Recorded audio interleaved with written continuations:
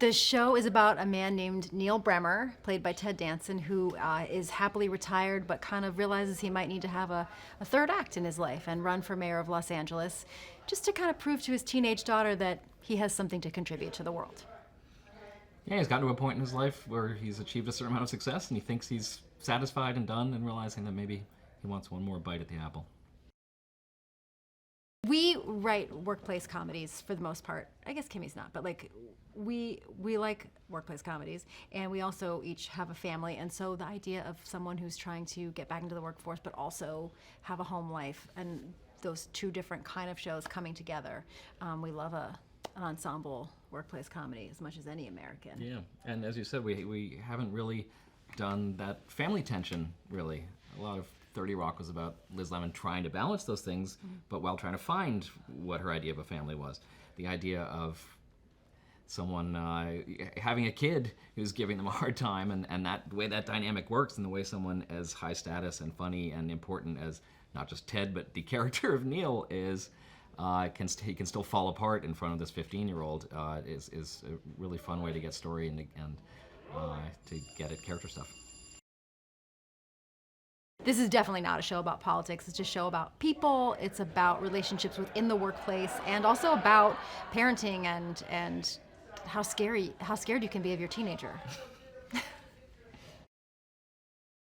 We met with Ted first and showed him the pilot script that we had, and we're so psyched that he liked it. I mean, he's an absolute idol of both of ours, I feel. And he's talking about what the show is and the ideas behind the show and what the show is becoming as we write more and more of it. It's so much inspired by him, by his set of skills, but also his willingness to go into things like his own age, and the idea of his own experience as a parent, and these other things that are so sort of fruitful. And the great thing about getting someone like Ted on board with the show is then all of a sudden everyone else is like, yes, I'll do that show. So Bobby Moynihan was next, I think, Yeah.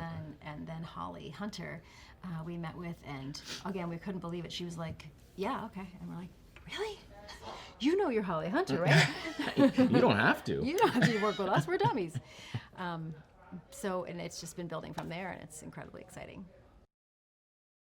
The thing that's so nice about Ted as Neil is he's a character who's willing to learn, who is open, at this place in his life when he could be very shut off and in a bubble, a rich guy bubble. He wants to learn, and he wants to contribute meaningfully, and he wants to, make the world a better place for his daughter.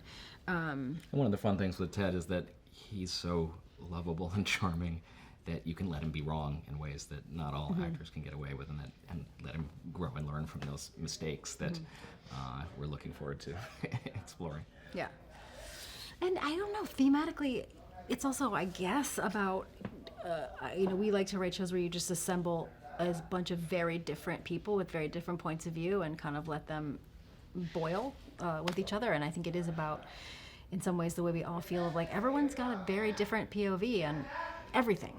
And how do we coexist? I started to whisper because we're rolling. That's Bobby, if you don't mind. We have written stories about how parenting just keeps changing as your kids grow, and the things that you thought you're like, I'm nailing it, I'm doing, and then they need entirely different set of things from you. And I think he's learning that, right? Yeah, and this is someone who was in the business world for a long time and knew a certain set of rules and stepped out of the world for a little bit and is generationally closer to being her grandfather.